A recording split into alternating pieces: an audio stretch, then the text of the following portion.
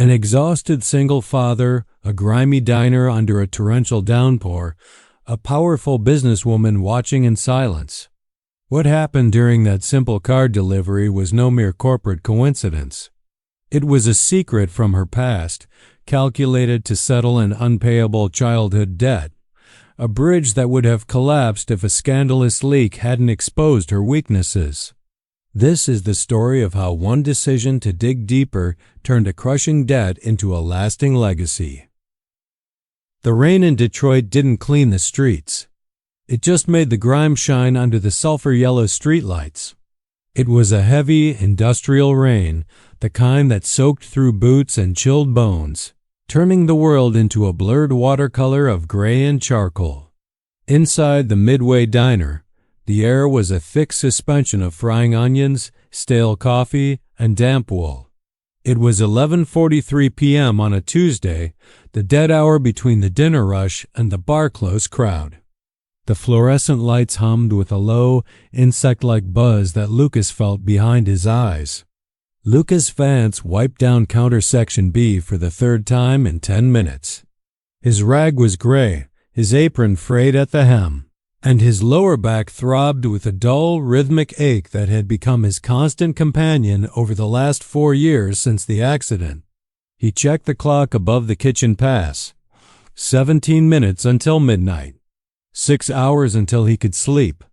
Tucked away in the far booth, the one with the ripped vinyl seat taped over with silver duct tape, sat Maya. She was 9 years old, but in her oversized hoodie, a navy blue fleece that had once belonged to her mother, she looked smaller, fragile. Her head was bowed over a social studies textbook, her pencil scratching softly against the paper. "Hey, Luke," grunted Big Sal from the kitchen window, sliding a plate of meatloaf onto the metal shelf. "Order for table 6. Guy's looking at his watch like it's a bomb timer. Lucas nodded, forcing a smile onto his face. It was a muscle memory, that smile. A mask. "On it, Sal." He balanced the plate on his forearm, grabbing a fresh pot of coffee with his free hand. He moved through the diner not with speed, but with an efficiency born of exhaustion. Every step was calculated to save energy. Table 6 was Mr. Abernathy, a retired factory foreman whose hand shook with a tremor he refused to acknowledge. Lucas set the plate down gently, arranging the silverware closer to the old man's right hand so he wouldn't have to reach far. "Gravy on the side, just like you asked, Mr. Abernathy," Lucas said, his voice soft. "And I told Sal to burn the edges a little." "The way you like it." The old man looked up, his eyes watery and clouded with cataracts. "You're a good boy, Lucas. Too good for this place." "Just doing the job, sir." Lucas retreated to the counter, his eyes immediately darting back to Maya. She rubbed her eyes, yawning wide. The guilt hit him then, sharp and physical, like a rib cracking. He had promised Elena, whispering to her in that sterile, beeping hospital room, that he would give Maya the world. He had promised Disneyland. He had promised a house with a yard. Instead, he was giving her sleepless nights in a diner that smelled of grease and despair. He was giving her a father who smelled like dishwater and lived in a constant state of financial panic. He pulled his phone from his apron pocket. The screen was cracked. He tapped the banking app. Balance, $42.18. Rent was due on Friday, $850. The math was a brutal, unforgiving language that Lucas couldn't speak. He was drowning in plain sight, holding his breath so his daughter wouldn't see the water rising past his chin. The bell above the door jingled, a sharp, cheerful sound that felt out of place in the heavy atmosphere. The wind from the open door cut through the diner, carrying the smell of wet asphalt. Heads turned. In the Midway, the clientele usually consisted of weary truckers, third-shift nurses, or insomniacs chasing caffeine. The woman who walked in belonged to a different universe entirely. She was tall, wearing a trench coat that was tailored to a devastating perfection charcoal wool that absorbed the light. She carried a black umbrella, shaking it closed with a sharp snap before handing it to a driver who hovered by the entrance before retreating to a sleek, idling sedan outside. She was older, perhaps 60, with iron gray hair cut in a severe bob and eyes that scanned the room like a structural engineer looking for load-bearing walls. She didn't wait to be seated. She walked to a booth in the center of the room, sat down, and placed a leather portfolio on the table. Lucas approached, notebook in hand. "Welcome to the Midway. Can I get you started with some coffee? Herbal tea? Chamomile if you have it. Hot water and lemon if you don't," she said. Her voice was low, crisp, devoid of warmth, but not explicitly rude. It was the voice of someone who didn't have to shout to be heard. "Hot water and lemon it is," Lucas said. "Menu?" She opened the portfolio and began to read a document, putting on a pair of rimless glasses. For the next hour, the woman sat in silence. She didn't look up, but Lucas felt like he was being watched. Every time he refilled a coffee, every time he wiped a table, he felt her eyes tracking him. At 1 a.m., the door banged open. A group of 3 men stumbled in, loud and smelling of cheap beer. They took the counter seats, laughing aggressively. One of them, a burly guy in a stained jacket, slammed his fist on the counter. "Hey, waiter, wake up. We need service here." Maya flinched in her booth. Lucas saw it. His jaw tightened. He walked over to the men. "Gentlemen," he said, his voice calm but firm, "I need you to lower the volume. There's a child studying in the back." The man sneered. "This is a diner, pal, not a library. Get me a burger." "I'll get you a burger," Lucas said, leaning in slightly, his eyes locking with the drunk man's. "But if you curse again, or if you scare that girl, you're eating it in the parking lot. Understood?" The man blinked. There was something in Lucas's eyes, a desperate, protective intensity, that sobered him up just enough. He grunted and looked away. "Yeah, whatever. Just cook the food." Lucas stepped back, exhaling slowly. He glanced at the woman in the center booth. She was watching him over the rim of her glasses. Her expression was unreadable. 20 minutes later, she signaled for her check. Lucas printed it out. $3.50. He placed it on her table. "Here you go, ma'am. Take your time." She produced a black credit card, heavy and metallic. He ran it, brought back the slip. She signed it quickly, stood up, buttoned her coat with precise movements, and walked out into the rain without a backward glance. Lucas picked up the merchant copy to close out the tab. He looked at the tip line. $0. A flush of heat traveled up his neck, hot and prickly. It wasn't just the money, though God knew he needed every cent. It was the insult. He had served her perfectly. He had kept the peace with the drunks. He had been polite. And she, wearing a coat that cost more than his car, had left nothing. He was about to crumple the receipt in frustration when he noticed she hadn't just left the paper. Tucked underneath the slip was a thick, cream-colored business card. It had no logo, no company slogan. Just a name in embossed obsidian lettering, Evelyn Sterling. And on the back, a handwritten note in sharp, angular blue ink. "I don't pay for servitude. I invest in character. 10 a.m. tomorrow. Sterling Plaza. Penthouse. This is a proposal, not a charity." Lucas stared at the card. His thumb brushed over the raised letters. The anger in his chest cooled, replaced by a sudden cold knot of fear. The apartment was silent except for the rhythmic dripping of the faucet in the kitchen sink and the hum of the refrigerator that rattled every time the compressor kicked in. It was 3:15 a.m. Maya was finally asleep in her room. Lucas had carried her in from the car, her head heavy on his shoulder, her breathing soft and even. He had tucked the quilt around her, the one Elena had sewn the winter before she got sick, and stood there for 5 minutes, just watching her sleep, apologizing silently for the smell of grease in her hair.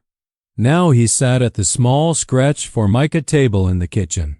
Spread out before him were the enemies of his peace: the electric bill with the past due stamp in red, the final notice from the landlord regarding late fees, and the crumpled flyer for Maya's school orchestra trip. The trip was to Chicago. It cost $60. Maya played the violin, a rented, battered instrument that she made sing like a bird. She had been practicing for months. Lucas had $42.18. He picked up the cream-colored card. Evelyn Sterling. He knew the name. Everyone in the state knew the name. Sterling Industries. Logistics, shipping, commercial real estate. She was a titan. A shark. The magazines called her the Iron Queen of the Midwest. Why me? He whispered to the empty room. His pride flared up, a defensive instinct honed by years of poverty. Rich people didn't invite waiters to their penthouses unless they wanted a scapegoat, a servant, or a plaything. He looked at the zero on the receipt again in his mind. I don't pay for servitude. It felt like a mockery. He tossed the card toward the trash bin. It missed, landing on the linoleum floor next to his worn-out work shoes. The sole of the left shoe was separating from the leather. He had superglued it twice, but the water was getting in again. He looked at the shoes. He looked at the Chicago trip flyer. Maya had circled a date in purple marker and drawn a little music note next to it. If he didn't go to this meeting, he kept his pride. He kept his dignity as a man who didn't chase scraps from the rich. But pride didn't buy bus tickets to Chicago. Pride didn't keep the electricity on. Pride was a luxury item, and Lucas Vance couldn't afford luxuries. He thought about Elena. She used to say, "Lucas, when the door opens, you walk through, even if it's dark inside." Slowly, painfully, Lucas bent down and picked up the card. He wiped a speck of dust off the name. He wasn't doing this for himself. He was doing it because he was a father, and fathers don't get to have pride when their children are waiting for a miracle. The elevator ride to the 50th floor made his ears pop. The doors slid open onto a lobby that looked less like an office and more like a cathedral of capitalism. Floors of polished white marble, walls of floor-to-ceiling glass, and a silence so profound it felt heavy, like being underwater. Lucas felt ridiculous. He was wearing his only suit, a charcoal polyester blend he'd bought for Elena's funeral. It was slightly too large now. The stress diet of coffee and leftovers had whittled him down. He had polished his shoes, but the crack in the sole was still there, hidden underneath. A receptionist, a young man with skin like porcelain, gestured him toward double mahogany doors without asking for his name. "She is expecting you." Lucas took a breath, knocked once, and entered. The office was expansive. The city of Detroit sprawled out below the massive windows, a grid of gray and rust. Evelyn Sterling stood by the glass, her back to him. "You came," she said, turning around. She wore a different suit today, navy blue, sharp enough to cut glass. "I almost didn't," Lucas admitted, remaining near the door. "The tip was ... memorable. It got your attention." "Anger is a better fuel than gratitude," she said, walking to her massive desk. It was devoid of papers, just a laptop and a single crystal sculpture. "Sit, Mr. Vance." Lucas sat. The chair was leather, soft, and smelling of money. "What am I doing here, Miss Sterling? I have a shift at 4. "I can't be late." "I observed you last night," Evelyn said, ignoring his timeline. "Most people in your position are bitter. They hate the customers, they hate the boss, they hate the grind. You were tired, yes? I saw the exhaustion in your shoulders. But you treated that drunk man with dignity. You protected your daughter without violence. You managed chaos with empathy. I do my job," Lucas said defensively. "That doesn't make me special. It makes me employed." "I have a new division," Evelyn continued, sliding a thick blue folder across the gleaming desk. "The Horizon Initiative. It's a corporate responsibility program aimed at single parents struggling to stay in the workforce. We need someone to run it, not a suit with an MBA from Wharton who's never worried about the price of diapers. Someone who knows the reality. Lucas opened the folder. He saw the salary figure on the first page. His breath caught in his throat. It was a physical reaction, a spasm of the diaphragm. It was 6 figures. It included full healthcare, dental, vision, everything. It included a tuition stipend for dependents. "You want me to run this?" Lucas asked, his voice shaking. "I'm a waiter, Miss Sterling. I barely finished high school. I fix toilets and fry eggs. I can hire accountants to handle the math, Lucas.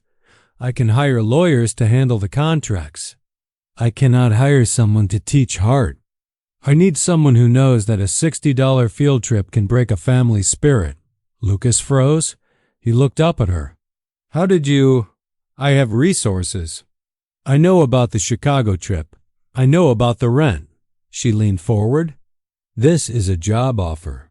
Director of Operations for the Horizon Initiative. Start immediately." Lucas looked at the numbers. It was salvation. It was the end of the fear. But the alarm bells were ringing in his head, loud and shrieking. "What's the catch?" he asked, closing the folder. "People like you don't give jobs like this to people like me. Is this money laundering? Are you looking for a fall guy?" Evelyn smiled, a thin, dry expression. "Smart. You asked the right questions." Lucas asked for 24 hours. Evelyn gave him 12. Back at the Midway, the afternoon shift was slow. The rain had returned. Lucas wiped down the counter, his mind racing like a hamster on a wheel. He told old Sal about the offer. Sal laughed, a wet hacking sound. "It's a scam, kid. Nobody gives away money. She wants something. Maybe she's running for office and needs a man of the people prop. You're the prop." Sal's cynicism was infectious. It felt safer than hope. Hope was dangerous. Hope was the thing that killed you when it didn't work out. On his break, Lucas went to the public library 2 blocks over. He sat at a computer terminal, the keys sticky from 1,000 users, and typed Evelyn Sterling history. He found the usual fluff pieces: Forbes lists, successful mergers, rumors of a ruthless takeover of a shipping rival. But then he dug deeper. He went back 40 years. He went to the digitized archives of small-town newspapers. He found a grainy scan of the Iron River Gazette dated 1978. Local waitress and child evicted from boarding house. He zoomed in. The photo was blurry, black and white. A woman sitting on a suitcase in the snow. A skinny girl, maybe 10 years old, standing next to her, clutching a ragged doll. The caption read, "Martha Sterling and her daughter, Evelyn, wait for the bus after being removed from their residence." Lucas stared at the screen. The Iron Queen, the shark. She had been a little girl in the snow. He found another article from 3 years later. Anonymous donor saves Iron River shelter. He started to see a pattern. Evelyn Sterling hadn't been born in the tower. She had clawed her way up the elevator shaft with bloody fingernails. He leaned back in the squeaky library chair. She wasn't hiring a waiter because it was a novelty. She was hiring him because she saw a ghost. He returned to Sterling Plaza the next morning. The rain had stopped, leaving the city scoured and raw. "I looked you up," Lucas said, standing before her desk. He didn't sit this time. Evelyn paused, her pen hovering over a document. She removed her glasses. "And?" "Iron River, 1978. You were the girl with the doll." Evelyn set the pen down. Her face softened, the iron mask slipping just a fraction. She stood and walked to a small side table, pouring 2 glasses of water from a crystal pitcher. "My mother worked at a diner called the Rusty Spoon," Evelyn said, staring out at the city skyline. "She was on her feet 14 hours a day. Varicose veins before she was 30, That night, the night of the eviction, we had nowhere to go. It was February. The shelters were full. She handed Lucas a glass. Her hand was steady, but her eyes were far away. We were sitting in the bus station, freezing. A man came in. He wasn't rich. He was a shift worker at the cannery. He saw us. He didn't give us money. My mother was too proud for that. He offered her a job cleaning his workshop on weekends, paid in advance. And then he took off his coat. Evelyn touched her own arm as if remembering the weight of the fabric. He gave me his coat because I was turning blue. It was heavy canvas, smelled like oil and sawdust. But it was the warmest thing I'd ever felt. He told me, "Keep it until you're warm enough to give it back." She turned to Lucas, her eyes fierce and bright. "He gave us a bridge, Lucas, not a handout. A bridge to the next day. I built this empire, but somewhere along the way, I lost the map. I forgot about the bridge. This initiative, It's my attempt to pay back a debt to a man in a canvas coat who is long dead. I chose you because I saw you with that drunk. I saw you with your daughter. You have his eyes. You look at people and you actually see them." Lucas felt a lump in his throat, hard and painful. It wasn't a corporate strategy. It was a memorial service. "I'm not him," Lucas said quietly. "No," she agreed. "But you could be the man in the coat for thousands of others. Will you help me build the bridge?" Lucas took the job. For 3 weeks, his life was a blur of vertigo. He traded the grease-stained apron for tailored suits that Evelyn's tailor fitted him for. He learned the language of the office quarterly projections. KP is stakeholder engagement. But he brought his own language too. He designed programs that actually helped. Instead of vague mentorships, he created emergency funds for car repairs so parents wouldn't lose jobs over a broken radiator. He created a time bank where employees could swap shifts without penalty. Then the leak happened. A gossip blog, The Detroit Whisper, ran the story. From dish rag to riches, the waiter who won Evelyn Sterling's heart, it was vicious.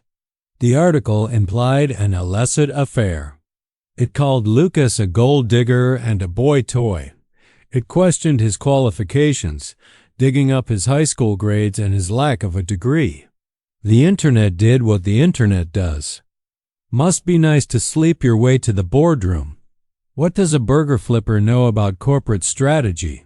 He probably thinks ROI is a sandwich. Lucas tried to ignore it. He kept his head down, but the poison seeped into the cracks. He came home on a Thursday afternoon to find Maya sitting on the floor of the living room, her knees pulled to her chest. The TV was off. The apartment was dark. "Maya?" He rushed to her, dropping his briefcase. "Baby, what's wrong?" She looked up. Her eyes were red and swollen. "The kids at orchestra practice," she sobbed. "They showed me the phone. They said you're stealing money from that old lady. They called me a beggar." Lucas's blood ran cold. It was a physical sensation, like ice water in his veins. He held his daughter, feeling her small frame shake against his chest. This was exactly what he wanted to protect her from. He had exposed her to the cruelty of the world he tried to shield her from. The money wasn't worth this. The scholarship wasn't worth this. He stood up, pacing the small living room. The shame was burning him alive. He grabbed his phone. "I'm done," he muttered to himself. "I quit. Keep your money. Keep your bridge." He couldn't do this to Maya. No amount of money was worth her tears. A knock at the door interrupted his spiral. Sharp, authoritative, but brief. Lucas opened it, ready to yell at a reporter. He found Evelyn Sterling standing in his hallway. She wasn't wearing the power suit. She wore dark jeans and a simple cashmere sweater. She held a brown paper grocery bag. The neighbors were peeking out of their doors, whispering. "May I come in?" Lucas hesitated, his hand on the doorframe. "This isn't a good time, Miss Sterling." "Were." "We're done." "I know," she said. "That's why I'm here." "Let me in, Lucas." He stepped aside. The apartment was cramped, the furniture mismatched. Evelyn didn't flinch. She walked in like she was entering a board meeting, but with a softness he hadn't seen before. She went straight to Maya, who was wiping her eyes on her sleeve. Evelyn sat on the floor on the cheap beige carpet that smelled of lemon cleaner next to the little girl. "I heard you had a bad day," Evelyn said softly. Maya nodded, sniffing. "They said my daddy is a bad man." Evelyn pulled a book from the grocery bag. It wasn't a tablet or a toy. It was a vintage, hardcover copy of The Secret Garden. "Your daddy is the bravest man I know," Evelyn told her, looking Maya directly in the eye. "People are mean because they are jealous, Maya. They see your dad doing something big, something good, and it scares them because they aren't brave enough to do it. My mom was a waitress, just like your dad. People were mean to us too. They called us names." Maya looked up, surprised. "Really? But you're rich." "I wasn't always. And I learned that what people say doesn't matter. It's what we do. Your dad is helping hundreds of mommies and daddies buy food and keep their houses warm. That's a superhero job. Superheroes always have enemies." Evelyn stood up, brushing lint off her jeans, and looked at Lucas. "Don't let the noise win, Lucas. If you quit now, you prove them right. You prove that a waiter doesn't belong at the table. But if you stay, you change the rules. You show them that character counts more than a pedigree." Later that night, after Evelyn left and Maya was asleep, clutching the book to her chest, Lucas sat by the window. He watched the rain streak the glass. Maya's voice echoed in his head. Before she drifted off, she had asked, "Daddy, if you quit, who helps the other kids? Who helps the ones whose daddies don't have a nice lady to give them jobs?" It was the question that dismantled his pride. It was the question that made him ashamed of his hesitation. He picked up the phone and called Evelyn. It was 11:15 p.m. She answered on the first ring. "I'm not quitting," Lucas said. His voice was steady, the tremor gone. "Good," she replied. "But I have conditions," he continued. "If I stay, we do this my way. I'm not going to be your mascot. And I'm not going to be a charity case. Name them. 1 6-month trial period. If I don't hit the metrics, you fire me. No golden parachute. No severance. I earn it or I leave." Agreed. 2, I keep 1 shift a week at the Midway, Tuesday nights. I need to remember who I am.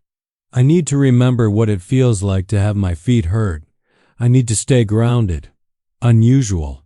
Highly irregular, but ... agreed.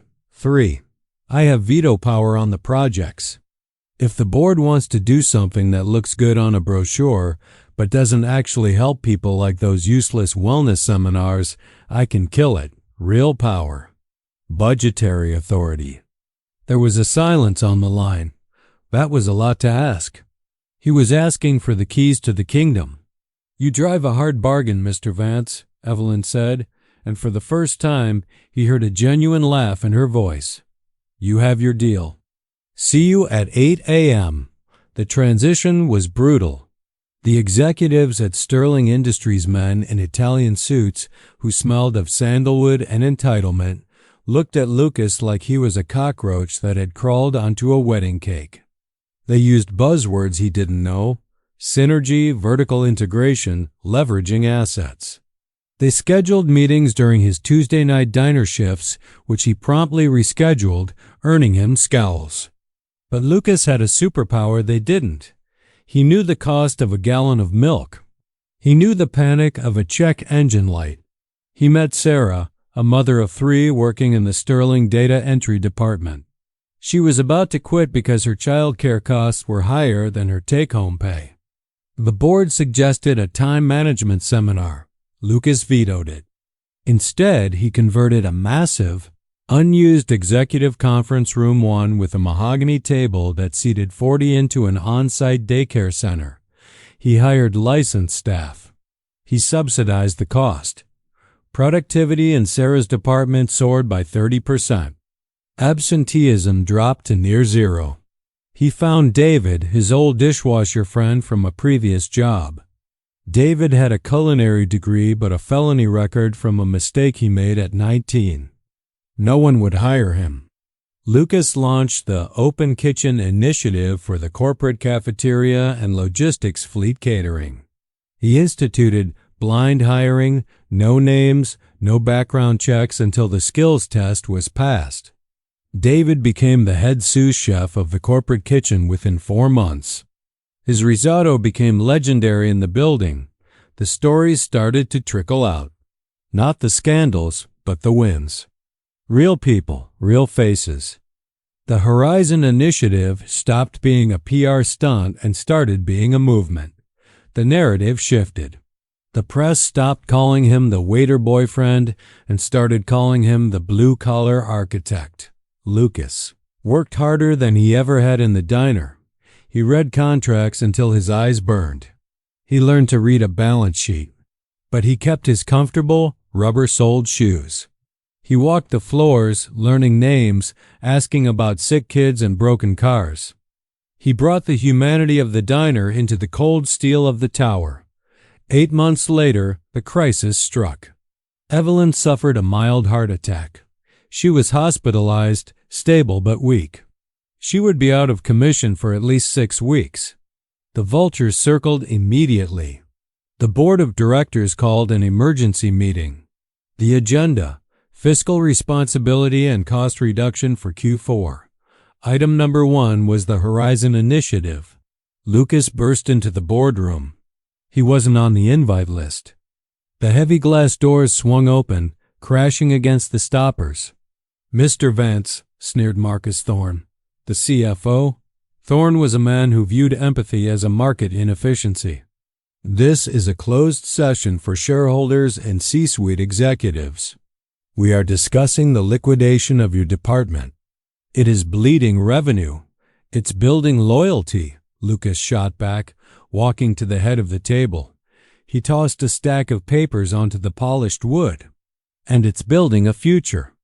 "We are down 4% in short-term liquidity," Thorne argued, tapping his tablet. "The markets are jittery with Evelyn ill. We need to trim the fat. Your daycare centers, your car repair grants, it's charity, Vance. It's not business." "Fat?" Lucas slammed his hand on the table. "These are people. Sarah in data entry saved us $50,000 in logistics errors last month because she wasn't worried about her kids. David in the kitchen cut food waste by 20%. You look at a spreadsheet and see red ink. I look at this company and see a heartbeat. Sentimental drivel." Thorne waved a hand dismissively. "We represent the shareholders. We have a fiduciary duty. Evelyn Sterling is the majority shareholder," Lucas said, his voice dropping to a dangerous, vibrating calm. "And this program is her legacy. It is the coat that kept her warm when she was freezing. If you cut this program today, while she is lying in a hospital bed, I walk out that door." He looked around the room, making eye contact with every member. "And I go straight to the press. Not as the scandalous waiter, but as the director who knows exactly which one of you voted to starve single mothers to boost your stock options by a penny. I will burn the public perception of this company to the ground. I know how to talk to the people, Marcus." "Do you?" The room went silent. The air conditioning hummed. The threat was real. The public loved the Horizon Initiative now. Lucas was a hero to the working class of Detroit. Firing him, or having him quit in protest, would be a PR nuclear bomb. Thorne looked around the table. He saw the fear in the eyes of the other board members. They knew Lucas wasn't bluffing. "The motion is withdrawn," Thorne muttered, closing his tablet. "The initiative stays. Pending review upon Miss Sterling's return." Lucas didn't smile. He didn't celebrate. He just nodded, picked up his stack of papers, and walked out. A month later, Evelyn was back in her office. She looked thinner, pale, but her eyes were sharp.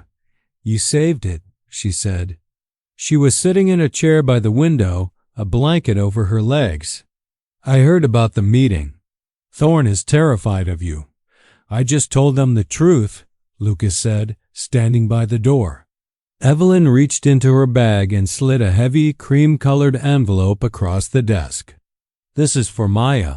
It's a full scholarship to the Exeter Academy. Boarding, music conservatory, horse riding, Ivy League track. It's the best school in the country. She deserves it.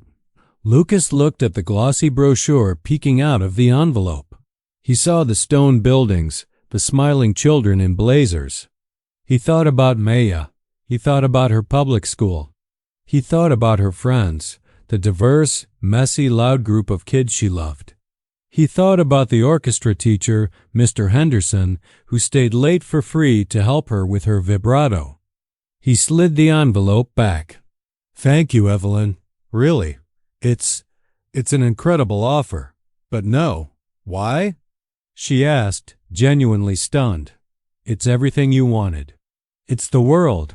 She has enough, Lucas said, the words tasting like freedom. We have a safe home now. We have food. She has a father who is present. That school, it teaches you that you're better than everyone else. I want her to learn that she's part of everyone else. I want her to know that her value isn't in the name on her diploma. Evelyn stared at him for a long moment. Then she smiled. Tears welled in her eyes unbidden. You really are him, she whispered. You are the man in the coat. Tuesday night. The Midway Diner. The rain was falling again, a soft rhythmic drumming on the roof. Lucas was in his apron, moving with the rhythm of the rush. He didn't have to be here. He made more in an hour at the tower than he used to make in a month at the diner. But this kept him real. This was his church. The door chimed. A young woman walked in. She couldn't have been more than 20. She was soaked to the bone, her hair plastered to her face. She wore a nurse's scrub top that was stained with coffee. She looked exhausted, trembling slightly. She sat at the counter, 2 seats down from where Maya sat, now helping a younger kid with his math homework. The woman opened her purse and started counting coins.